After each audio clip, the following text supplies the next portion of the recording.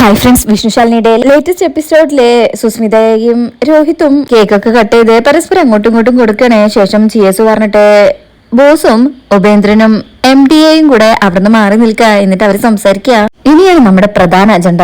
Boss പറയും, എടോ ശാലിനി, വിഷ്ണു, സത്യഭാമ എന്നിങ്ങനെയുള്ള നീണ്ട നിരയുടെ മുന്നിലേക്ക് നമ്മൾ അവനെ യോദ്ധാവിന്റെ പടച്ചട്ട അണിയിച്ചങ്ങ് ഇറക്കും. പടച്ചട്ടയ്ക്കുള്ളിൽ അവൻ അവനെ തന്നെ കൊല്ലുന്ന ആയുധമുണ്ടെന്ന് അറിയാതെ അവനെ മുന്നിൽ നിർത്തി നമ്മൾ ഇനി പുതിയൊരു യുദ്ധത്തിന് തുടക്കം കുറിക്കും.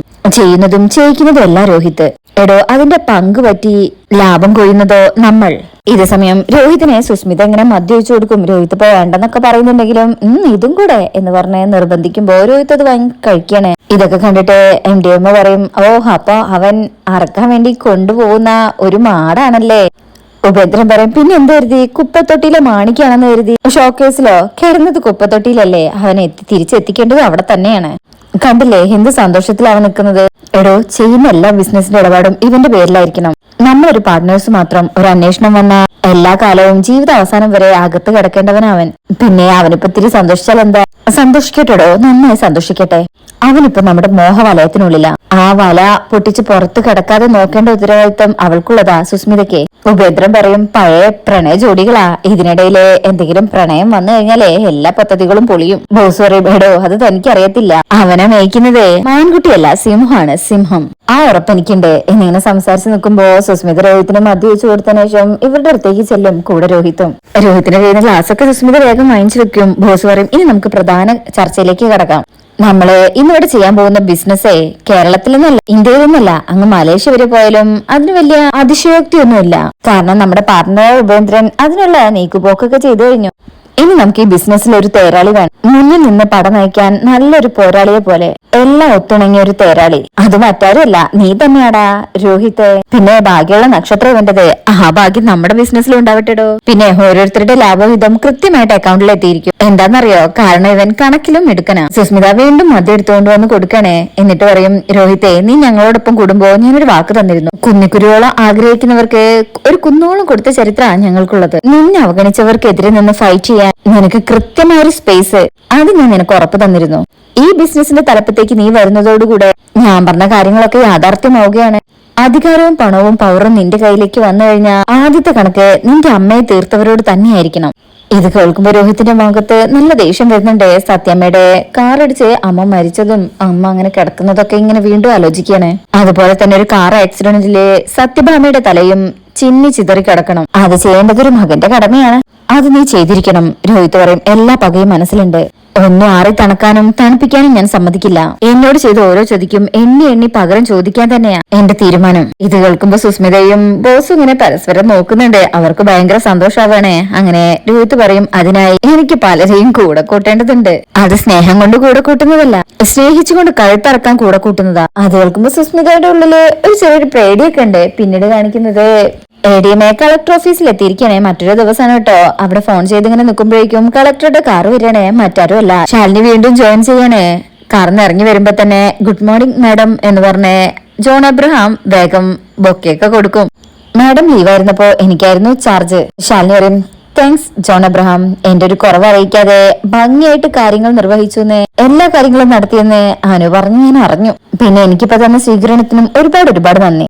അപ്പൊ ജോൺ പറയും, എന്റെ അറിവിന്റെ പരിമിതിയിൽ നിന്ന് എനിക്ക് പറ്റുന്നതൊക്കെ ചെയ്തൊപ്പിച്ചു എന്നേ പറയാൻ പറ്റൂ. ഇത്ര എക്സ്പീരിയൻസ് ആയിട്ടുള്ള കാര്യങ്ങള് എന്നെ കൊണ്ട് പറ്റുന്ന രീതിയിൽ ചെയ്തിട്ടുണ്ട്. ശാലിനി പറയും, എനിക്ക് നഷ്ടമായ ദിനങ്ങൾ അല്ല, എനിക്ക് നഷ്ടപ്പെടുത്തിയ ദിനങ്ങൾ എന്നെ സംബന്ധിച്ച് വളരെ വിലപ്പെട്ടതായിരുന്നു. പക്ഷെ എന്ത് ചെയ്യാൻ, വിധി എന്നെ കുറച്ചു ദിവസത്തേക്ക് തകർത്ത് കളഞ്ഞില്ല. ജോൺ പറയും, എനിവേ ആ നഷ്ടപ്പെട്ട ദിനങ്ങൾക്ക് പകരം ഇനി വരുന്ന ദിനങ്ങളെല്ലാം മാഡത്തിന് സന്തോഷവും അതിലുപരി സമാധാനവും നിറഞ്ഞതാവട്ടെ എന്ന് പറഞ്ഞുകൊണ്ട് മാഡത്തിന്റെ ഈ തിരിച്ചുവരവ് നിങ്ങൾ എല്ലാവരും സന്തോഷത്തോടു കൂടെ സ്വാഗതം ചെയ്യുന്നു. പ്ലീസ് കം എന്ന് പറഞ്ഞ് സ്വീകരിച്ച് അകത്തേക്ക് കൊണ്ടുപോവാണേ. ശാലിനിയുടെ ആ നോട്ടം അത് അത്രയ്ക്ക് ശരിയല്ല. അയാൾക്ക് മനസ്സിലായിട്ടുണ്ടെങ്കിലും മനസ്സിലാകാത്ത രീതിയിൽ നിൽക്കുക. അങ്ങനെ ശാലിനി ചെയറിൽ ചെന്നിരുന്നിട്ട് പറയും, സ്വീകരണങ്ങൾ മനോഹരമായി, ഇനി എല്ലാവർക്കും അവരവരുടെ ചെയറിൽ പോയിരിക്കാം. അങ്ങനെ എല്ലാരും പോകുന്ന സമയത്ത് മിസ്റ്റർ ജോൺ ഒരു മിനിറ്റ്. അപ്പൊ ജോൺ എബ്രഹാം അവിടെ നിൽക്കും. ജോൺ നല്ലൊരു കോർഡിനേറ്റർ കൂടിയാണ്. മനോഹരമായി ഇങ്ങനെയുള്ള ചടങ്ങുകൾ ഹാൻഡിൽ ചെയ്യാൻ സാധിക്കുന്നുണ്ട്. Thank you madam.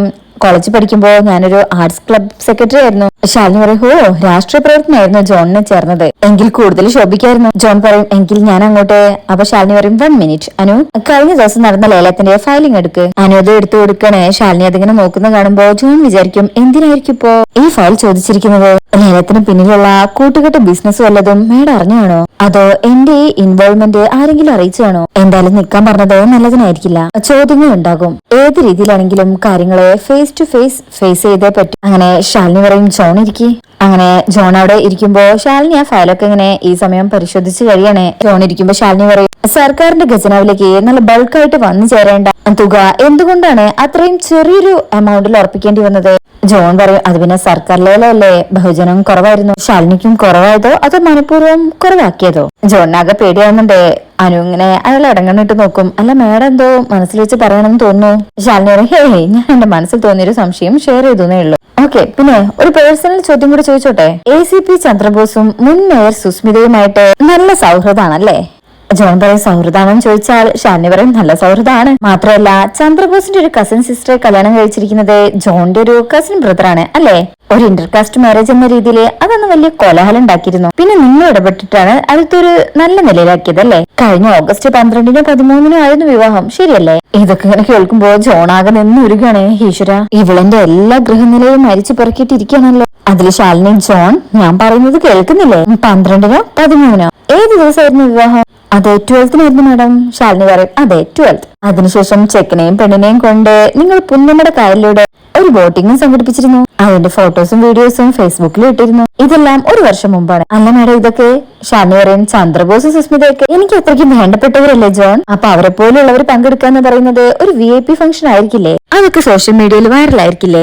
അന്ന് ഒട്ടും പ്രശസ്തനല്ലാത്ത ജോൺ അബ്രഹാം എന്റെ ശ്രദ്ധയിൽപ്പെടാമെങ്കിൽ അവർ ശരിക്കും VIP തന്നെയാണ്, നാടറിയേണ്ടവര്. എനിവേ, എന്റെ അഭാവം വലിയൊരു പോരായ്മയായി തോന്നാത്ത വിധം ഇവിടുത്തെ കാര്യങ്ങൾ നേരാവണ്ണം നടത്തി എന്റെ ജോലിഭാരം കുറച്ചു തന്നതിന് വലിയൊരു നന്ദി അറിയിക്കുക. Okay John, you may go.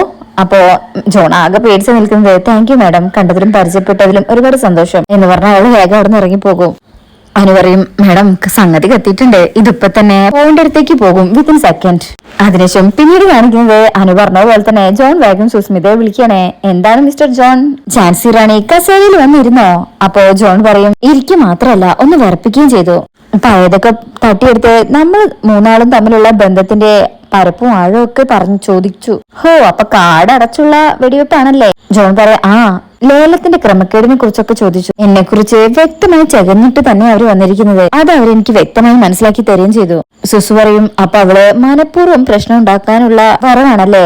John പറയും, അതെ, ഇതൊരു നടക്കി പോകുന്ന പ്രശ്നമില്ല. ഈ കസേരയിൽ ഇനിയും അവരിരുന്നാൽ നമ്മുടെ എല്ലാ കളത്തരങ്ങളും പൊളിയും. എത്രയും പെട്ടെന്ന് ഇവർക്കൊരു ലോക്ക് വേണം, സ്വയം പൊട്ടിച്ച് പുറത്തു ചാടാൻ പറ്റാത്ത വിധം. ഇല്ലെങ്കിൽ നമ്മൾ ഇപ്പൊ ഉണ്ടാക്കി വെച്ചിരിക്കുന്ന ഈ കൊട്ടാരം ചീട്ടു കൊട്ടാരം പോലെ തകരും. ഈ സ്ഥാനത്ത് നിന്ന് കുറച്ചു നാളത്തേക്ക് കൂടെ അവരെ മാറ്റി നിർത്തിയേ പറ്റൂ. സുസ്മിത പറയും, എന്തായാലും അവള് വന്നിരുന്നല്ലേ ഉള്ളൂ, ഒന്ന് അമർന്നിരിക്കുമ്പോഴേക്കും അവിടുന്ന് മാറ്റാനുള്ള വഴി തെളിഞ്ഞു വന്നോളൂ. ഇല്ലെങ്കിൽ നമ്മൾ വരുത്തും. കാരണം ഇത് നമ്മുടെ എല്ലാവരുടെയും നിലനിൽപ്പിന്റെ കളിയാ, കോടികൾ വെള്ളത്തിലാവുന്ന കളി. സാർ എന്തായാലും ധൈര്യമായിട്ടിരിക്കേ.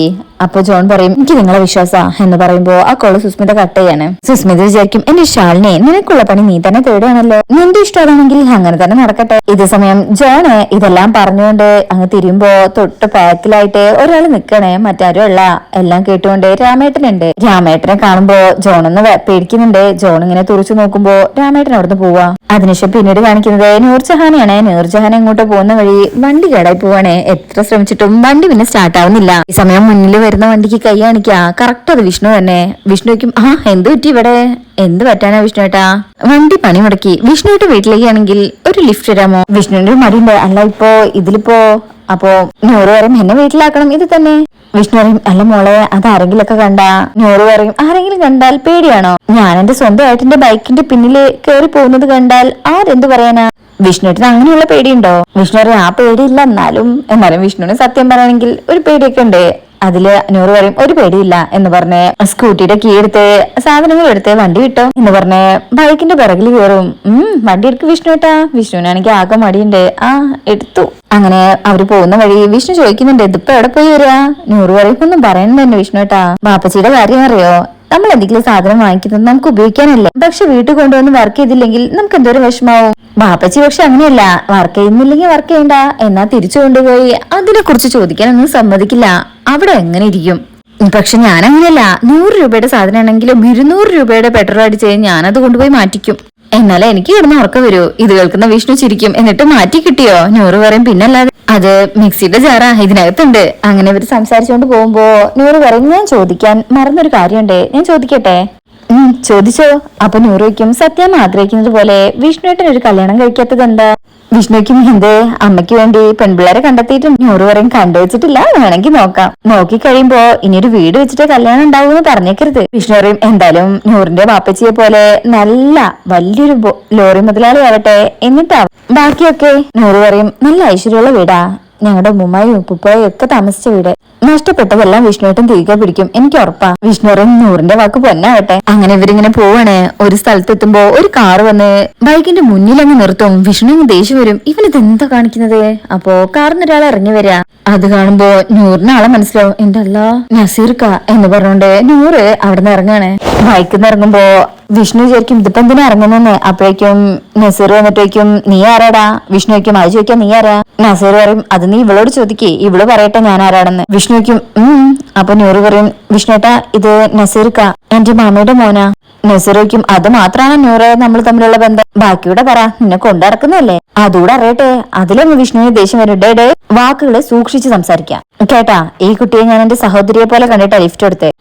അതല്ലെങ്കിലും അങ്ങനെയാ, പിടിക്കപ്പെടുമ്പോ എല്ലാവർക്കും ഇത് സഹോദരിയും സഹോദരനും തന്നെയാ. ഈ പെങ്ങളും ആങ്ങളെയും കേൾക്കാൻ വേണ്ടി പറയാ, എന്ത് സഹോദര ബന്ധമാണെങ്കിലും ദാ ഈ നിമിഷം ഇവിടെ വെച്ച് നിർത്തിക്കൊള്ളണം. എന്റെ മാമിയോട് പറഞ്ഞത് അറിയാലോ, വെറുതെ ഇറച്ചിലും മണ്ണ് പറ്റിക്കണ്ട എന്ന് പറഞ്ഞ വിഷ്ണുവിന്റെ കോളറിൽ അങ്ങ് പിടിക്കണേ. വിഷ്ണുവിനെ അയാൾക്ക് ശരിക്കും അറിയില്ല. വിഷ്ണു ആണെങ്കിൽ ദേഷ്യത്തില് നോക്കുന്നുണ്ട്. അപ്പോഴേക്കും നസീർക്ക വേണ്ട എന്ന് പറഞ്ഞ് 100 തട്ടി മാറ്റും. എന്തേ പറയുന്നത്? ഇത് നമ്മുടെ പഴയ വീട്ടിൽ താമസിക്കാൻ വന്ന പുതിയ താമസക്കാരാ. ഇത് വിഷ്ണുവേട്ടൻ, ഞാൻ എന്റെ ഏട്ടനെ പോലെ കരുതുന്ന ആളാ. ബാപ്പച്ചിയുടെ ലോറി വിഷ്ണുവേട്ടനെ ഓടിക്കുന്നത്. നമ്മുടെ വണ്ടി പണി മുടക്കി, അപ്പൊ ഞാനാ കൈ കാണിച്ച് കയറി പോന്നത്.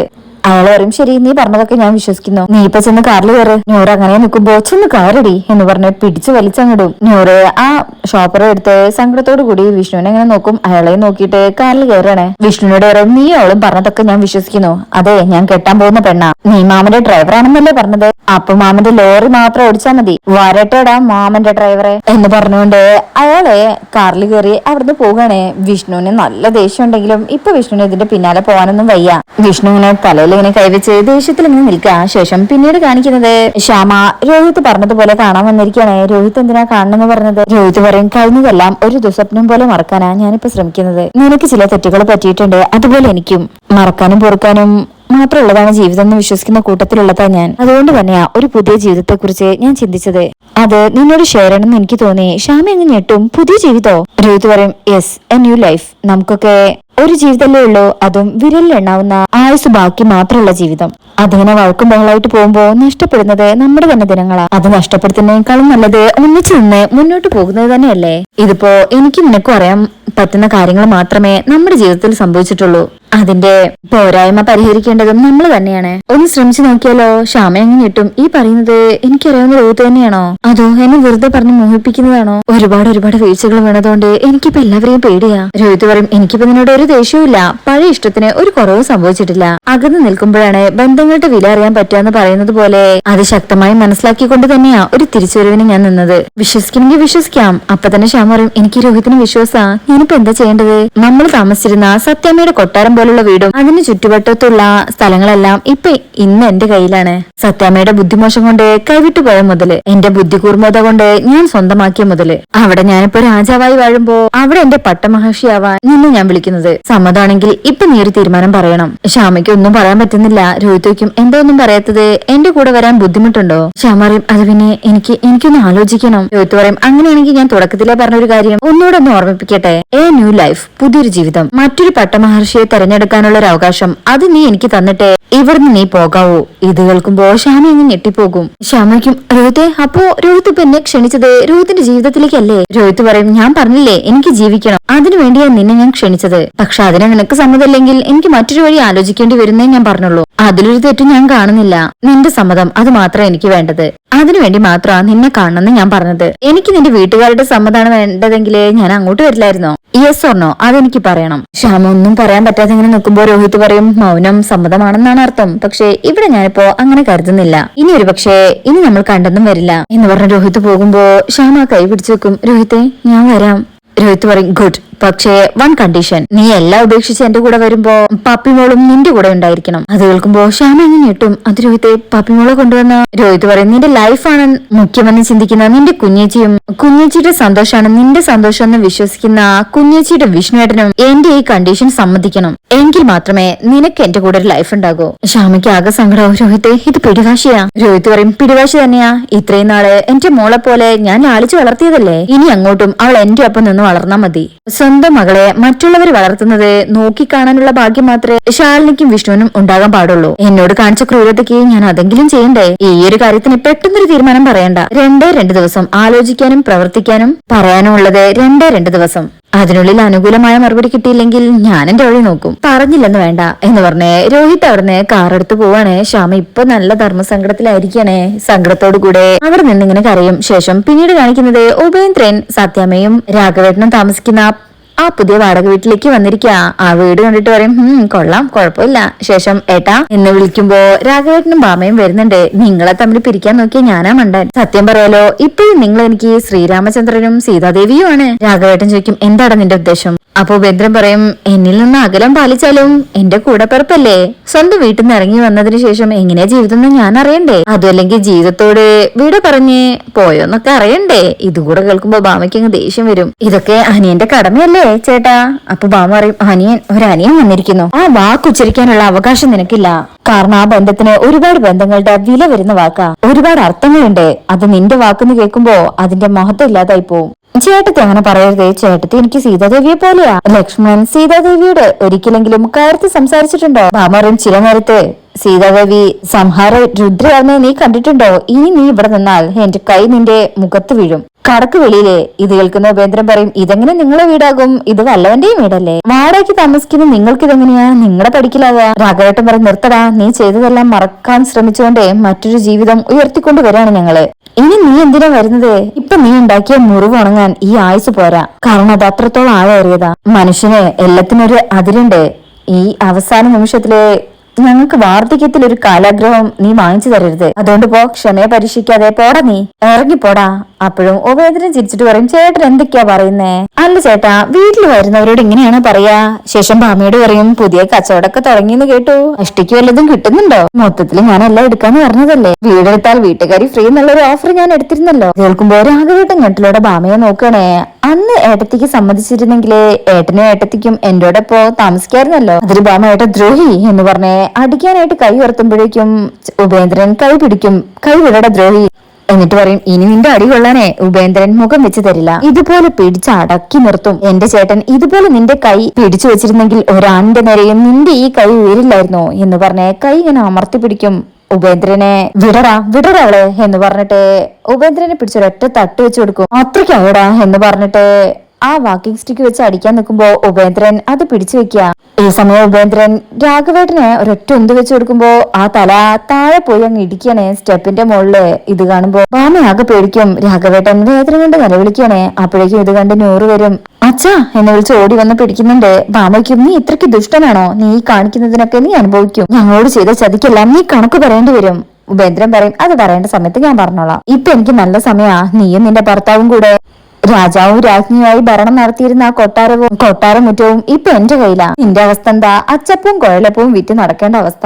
ശരിക്കും ഞാൻ എന്റെ നല്ലകാലം ആസ്വദിക്കാ. അതിന് വഴി തുറന്നു തന്നതോ എന്റെ ഈ ഏട്ടത്തി. ആ നന്ദി എനിക്കെന്നുണ്ടാകും. പിന്നെ ഒരിക്കൽ ആഗ്രഹിച്ച എന്റെ ഇഷ്ടം വിടാതെ എന്നെ പിന്തുടർന്ന കാലത്തോളം ഞാൻ നിങ്ങളെ ഇങ്ങനെ വന്ന് കണ്ടുകൊണ്ടേയിരിക്കും. അത് എന്റെ ഒരു സന്തോഷം. ഇത് കേൾക്കുമ്പോ മോശം തോന്നാണ് രാഘവേട്ടനൊക്കെ. നിന്നെ ഞാൻ ഇന്ന് കൊല്ലുടാ എന്ന് പറഞ്ഞ് കാലുകൊണ്ട് ഒരൊറ്റ ചവിട്ട് വെച്ചു കൊടുക്കും നെഞ്ചത്തേക്ക്. അതില് ഉപേന്ദ്രൻ ടാ എന്ന് പറഞ്ഞ് ഓടി വന്ന് രാഘവേട്ടന്റെ കഴുത്ത് അമർത്തി പിടിക്കുക. ഇതില് രാഘവേട്ടൻ തിരിഞ്ഞ് ഉപേന്ദ്രന്റെ കഴുത്തങ്ങ് അമർത്തി പിടിക്കും. ഉപേന്ദ്രനെ അവിടെ കിടന്നിങ്ങനെ ശ്വാസം മുട്ടുന്നുണ്ട്.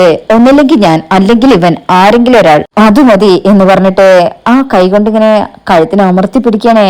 ആരാണ് അച്ഛ ഇത് എന്നൊക്കെ ഇങ്ങനെ നൂറ് ചോദിക്കുന്നുണ്ട്, വിടാൻ വേണ്ടി പറയുന്നുണ്ട്. അതുപോലെ ബാമയും രാഘവേട്ടൻ കൈയിന്റെ ഉള്ളിലേക്ക് ഇങ്ങനെ അമർത്തി പിടിച്ച് ഞെക്കുകയാണ്. ഈ സമയം ബാമ ഒരുവിധം രാഘവേട്ടന്റെ കൈ തട്ടി മാറ്റുമ്പോ ഉപേന്ദ്രൻ ചാടി എഴുന്നേൽക്കും. ഇവൻ ഇനി വേണ്ട ബാമേ.